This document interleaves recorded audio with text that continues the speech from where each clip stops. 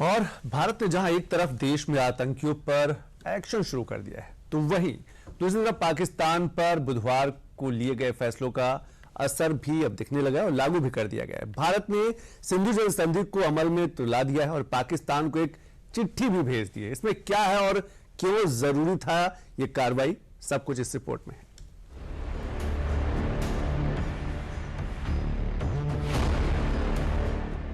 ये तस्वीरें पाकिस्तान की तबाही के आगाज की हैं। पहलगाम में आतंकी हमला पाकिस्तान को कितना महंगा पड़ेगा, ये तस्वीरें उसी की तस्दीक हैं। ये महज ट्रेलर है और इस ट्रेलर में पाकिस्तान की तबाही का मंजर सिमटा हुआ है। पहलगाम हमले के बाद भारत ने पाकिस्तान के साथ सिंधु जल संधि को आधिकारिक तौर पर निलंबित कर दिया है। चिट्ठी में संदेश पाकिस्तान को भेज दिया गया है। भारत में जल शक्ति मंत्री सचिव देवश्री मुखर्जी ने पाकिस्तानी जल संसाधन मंत्रालय के सचिव मुर्तजा को पत्र लिखा है।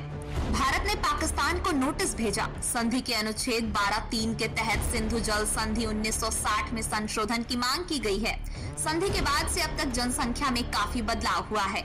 ऐसे में क्लीन एनर्जी डेवलपमेंट में तेजी लाने के लिए कुछ बदलाव करने जरूरी हो जाते हैं। किसी भी समझौते में सबसे जरूरी होता है कि उस संधि का सम्मान किया जाए। पाकिस्तान की तरफ से जम्मू कश्मीर को निशाना बनाकर सीमा पर आतंकवाद जारी है। सुरक्षा से जुड़ी अनिश्चितताओं ने संधि के तहत भारत के अपने अधिकारों को बाधित किया है। भारत के अनुरोध पर पाकिस्तान ने कोई रिएक्शन न देकर संधि का उल्लंघन किया। यही वजह है कि भारत सरकार ने सिंधु जल संधि 1960 को तत्काल प्रभाव से स्थगित किया है। Recognizing the seriousness of this terrorist attack, the CCS decided upon the following measures. 1. The Indus Waters Treaty of 1960 will be held in abeyance with immediate effect until Pakistan credibly and irrevocably abjures its support for cross-border terrorism. Bharat के इस फैसले से पाकिस्तान की घबराहट और बौखलाहट बढ़ गई है। दरअसल ये वो फैसला है जो पाकिस्तान की कमर तोड़ने के लिए काफी है। इस कदम के जरिए भारत ने सीधे पाकिस्तान की अर्थव्यवस्था पर चोट की है। लेकिन सबसे बड़ा सवाल है कि भारत पाकिस्तान के लिए कितना पानी रोकने की क्षमता रखता है। हमने इंडस वाटर ट्रीटी के बारे में कहा कि बहुत अच्छी चीज है कि हम नहीं बोल दिए, मगर आप बताइए हम पानी कहाँ रखेंगे? अभी तो फिर रखना पड़ेगा ना आपको। तो और इसमें आप देखिए कि इंडस वाटर ट्रीटी में जो चिनाब का इलाका है वो पूरा पहाड़ी इलाके से पानी जाता है, जहलम का जो है वो जमीनी इलाके से जाता है और वर्ल्ड बैंक इसका इंटरलॉक्यूटर है। सिंधु जल समझौते को निलंबित करने के फैसले के बाद ये बहस तेज हो गई है कि क्या भारत एक तरफा इस समझौते को खत्म कर सकता है? क्या भारत सच में पाकिस्तान को जाने वाले पानी पर रोक लगा सकता है?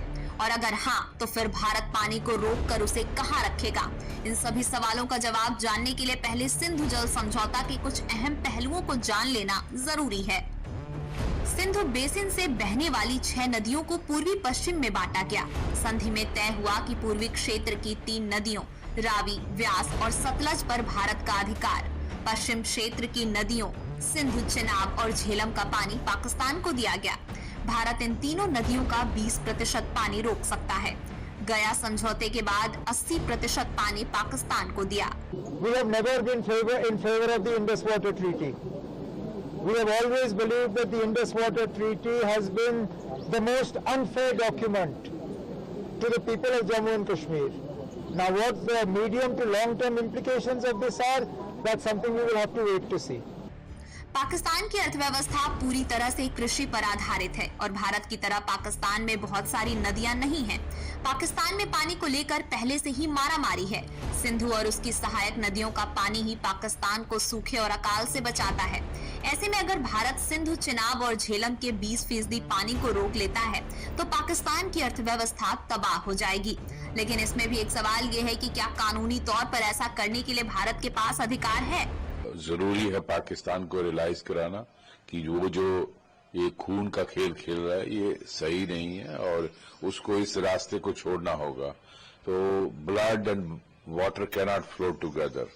तो इंडस वाटर ट्रीटी में क्लाज है जिसमें if A member is not satisfied he can walk away. So I think India has taken a right decision. Sindhu जल समझौता एक स्थायी संधि है। रोकने के लिए दोनों पक्षों की सहमति जरूरी है। वियना संधि के लॉ ऑफ ट्रीटीज की धारा 62 इसमें कुछ राहत देती है। यदि संधि की मूल परिस्थितियों में बुनियादी बदलाव हो जाए तो कोई भी देश इससे पीछे हट सकता है। भारत का तर्क है कि पाकिस्तान बार बार आतंकी गुटों का इस्तेमाल भारत के खिलाफ कर रहा है। Indus Border Treaty, it is lifeline for Pakistan, and I think it will hurt it where it should hurt. The major portion of the border, India has been so large-hearted.